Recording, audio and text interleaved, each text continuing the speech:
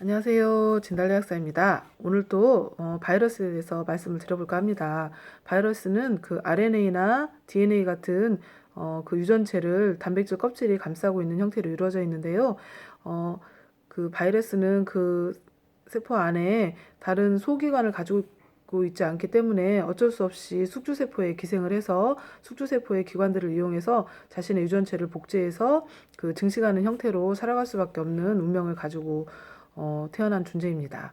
그런데 그 단백질 껍질 속에 들어있는 그 유전체가 DNA냐 RNA냐 따라서 DNA 바이러스와 RNA 바이러스로 나눠지는데요.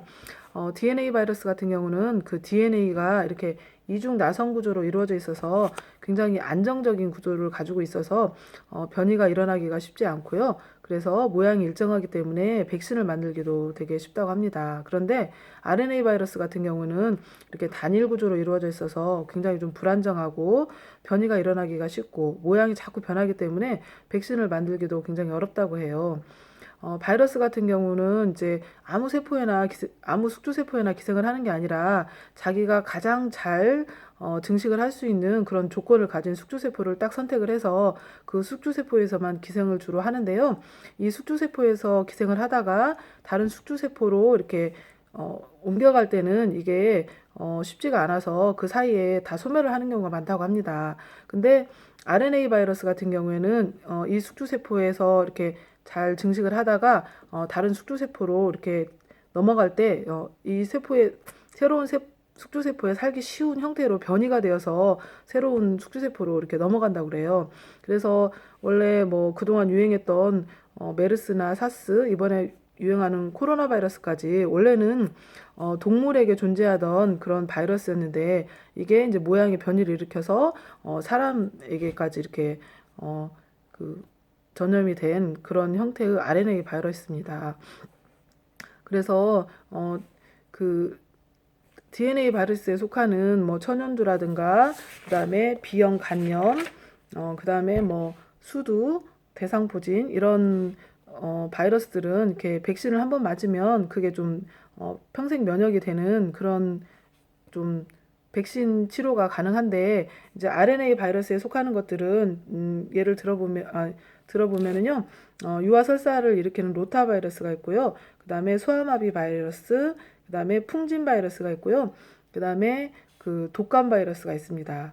그리고 그동안 유행했던 사스, 메르스, 이번에 유행하는 코로나 바이러스까지가 다 RNA 바이러스에 속합니다. 그래서 이런 바이러스들은 아까 말씀드린 것처럼 그 바이러스 자체의 변이가 자주 일어나기 때문에 백신을 만들기가 쉽지가 않고 또 백신을 만들었다 하더라도 다음에는 또 좀 새로운 모양의 또 바이러스가 유행을 하기 때문에 그 예방 백신이 그 바이러스의 이제 치료 효과가 떨어져서 다시 새로운 백신을 개발할 수밖에 없는 그런 난처한 상황에 처하게 됩니다. 특히 이제 독감 바이러스의 예를 들어보면 독감 예방 주사를 해마다 맞아야 되는 이유가 바로 이런 이유 때문입니다.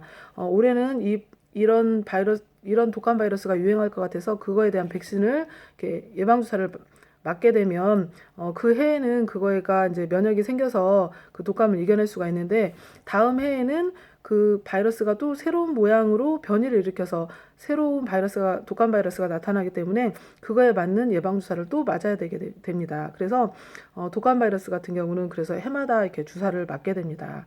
그래서 지금 뭐 그 유행하는 코로나 바이러스 같은 경우도 그래서 이제는 조금 그런 예방 주사를 좀 만들기가 좀 쉽지가 않은 거고요.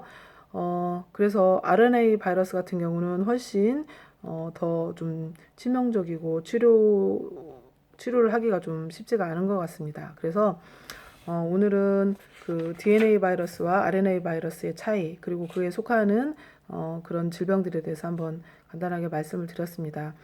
저도 이번 코로나 바이러스 때문에 좀 바이러스에 대해서 좀 공부를 많이 하게 되는 것 같습니다. 여러분들도 뭐 이런 정보들이 직접적으로 내 삶에 바로 도움이 되는 건 아니지만 좀 알아두시면 좋을 것 같습니다. 네, 제 정보가 도움이 되셨기를 바랍니다. 감사합니다.